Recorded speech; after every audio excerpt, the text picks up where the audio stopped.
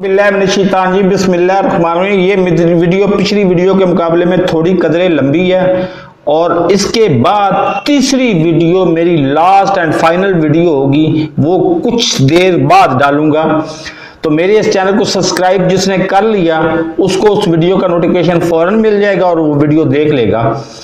मेरी थ्योरी ये है कि ड्रॉप सीन आज हो रहा है, लेकिन पाकिस्तान में हर बंदे की थ्योरी ये है कि जी ड्रॉप सीन बाद में होगा। ये वीडियो भी मिक्सिंग वीडियो है, इसमें भी साथ में डालूंगा एक शो के कुछ क्लिप्स। वो शो आपको पूरे का पूरा देखना पड़ेगा और उसका लिंक नीचे डिस्क्रिप्शन में मौजूद है। दो वीडियोज हैं, दोनों का लिंक नीचे डिस्क्रिप्शन में मौजूद है।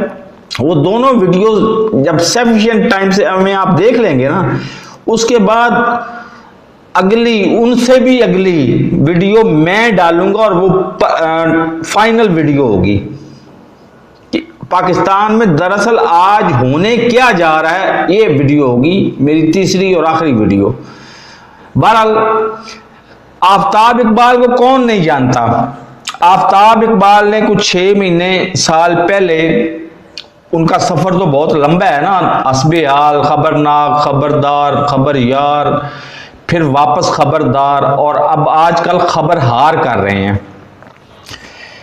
इसकी कोई बैकग्राउंड ये है कि इसका पस मंजर ये है कि अलीम खान जो सीनियर वजीर थे, सूबाई वजीर थे और बहुत बड़े दीरीना साथी भी और कारकुन भी और पार्टी रुकन भी थे पीटीआई के, उन्होंने अचानक अपनी वजारत से इस्तीफा दिया और समा न्यूज उन्होंने खरीद लिया।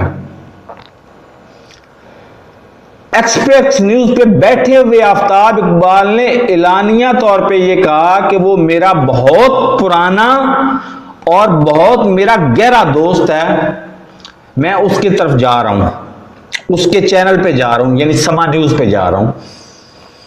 अब समा न्यूज पे जब वो गए तो ये ज़हन में रखें कि 10 अप्रैल की ये वीडियो है। खबर हार आप वैसे भी लिखेंगे ना अपने सर्च चैनल में, खबर हार लेटेस्ट एपिसोड या खबरदार भी लिखेंगे तो चैनल उन्हीं का ही है, तो उस पर वो वीडियो आ जाएगी। उसमें उन्होंने बड़े खुले तरीके से बात की है, मतलब पाकिस्तान की सियासत पे भी हल्के फुल्के अंदाज में और पाकिस्तान के मुस्तकबिल पे भी।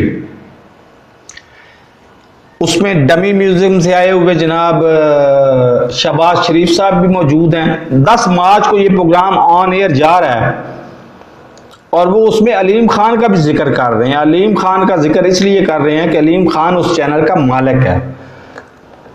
ये तो हकीकत से इनकार नहीं किया जा सकता ना कि मालिक आफ्ताब इकबाल नहीं है, अलीम खान उसका मालिक है। उसको मलूज़े खातर रखते हुए उन्होंने एस्टेब्लिशमेंट 1949 से लेके 10 मार्च 2022 तक का एस्टेब्लिशमेंट का रवैया और वजीर आजम का रवैया और पंजाब हुकूमत का रवैया आपके सामने खुल के रख दिया है।